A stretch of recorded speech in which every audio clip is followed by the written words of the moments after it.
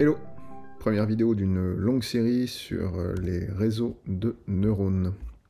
Un réseau de neurones, qu'est-ce que c'est? C'est rien de plus qu'un tas de perceptrons, tout à droite là, avec ses entrées, ses poids, sa fonction d'activation et sa prédiction. Donc on va l'appeler perceptron de sortie. Au centre de ce schéma, on peut se rendre compte que en fait on a un autre perceptron qui est là, et qu'en fait on en a plusieurs qui sont empilés les uns au-dessus des autres.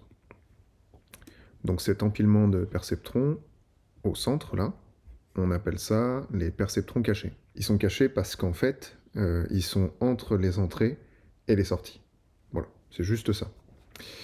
Et donc on en voit un premier, il a lui aussi ses 3 poids, on en voit un deuxième avec ses 3 poids également, et puis un troisième. 3 poids parce que on est toujours dans la même idée de ce contexte météorologique avec 3 entrées. Les acteurs en général d'un réseau dense, en fait on a les entrées comme d'habitude, comme pour un perceptron classique, les fameux perceptrons cachés qui sont en fait juste des perceptrons qui sont entre la sortie et l'entrée, et puis notre perceptron de sortie.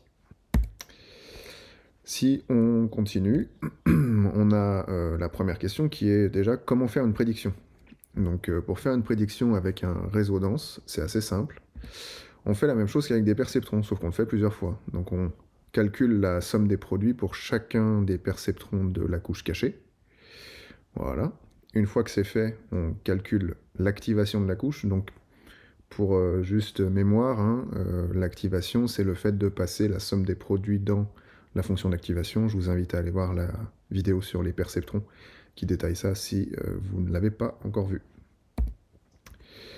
Donc une fois qu'on a fait cette activation pour chacun des 3 perceptrons de notre couche cachée, en fait cette activation, la sortie de chacun des perceptrons va devenir l'entrée du perceptron de sortie. Donc chacun est activé et chacun va donner à manger au perceptron de sortie. On calcule donc la SOP, on active la dernière couche et on voit qu'ici on a enfin une prédiction. Autrement dit, on active chacun des perceptrons cachés pour obtenir la sortie de sa fonction d'activation, et chacune de ces sorties devient l'entrée du perceptron de sortie. On va donc de la gauche vers la droite, on va vers l'avant, en anglais feed forward si vous cherchez. Et donc, une fois qu'on a fait ce fameux feed forward, cette prédiction, on obtient donc le chiffre attendu en fonction des entrées. On peut se poser la question de comment on fait pour régler les poids d'un réseau dense. Alors c'est assez similaire au réglage du poids d'un perceptron pour ce qui est du perceptron de sortie. Donc le perceptron de sortie qui est tout à droite, celui-là là, qui est en blanc, lui il faut calculer une erreur, donc c'est la réponse moins la prédiction. Je vous invite encore une fois à aller voir les vidéos sur le perceptron si vous êtes perdu. Une fois qu'on a calculé cette erreur, on vient calculer le delta. Donc le delta, c'est l'erreur fois la dérivée. Une fois qu'on a calculé ce delta, on peut calculer les gradients. Donc les gradients, c'est le delta fois l'entrée. Il y a un gradient par point. Donc ça veut dire qu'ici, on va avoir un premier gradient pour le premier poids, un deuxième gradient pour le deuxième poids, et un troisième. Donc ici, on multiplie le delta qu'on a calculé avec l'entrée numéro 1, qui est la sortie du perceptron numéro 1. Ensuite, on multiplie le delta qu'on a calculé avec l'entrée numéro 2, qui est la sortie du perceptron numéro 2. Idem pour la 3. Pour le perceptron de sortie, c'est comme on l'avait vu dans les vidéos précédentes, il faut calculer l'erreur, calculer le delta et ensuite calculer les gradients. On va continuer, on va juste conserver à l'écran le delta qu'on avait calculé pour le perceptron de sortie.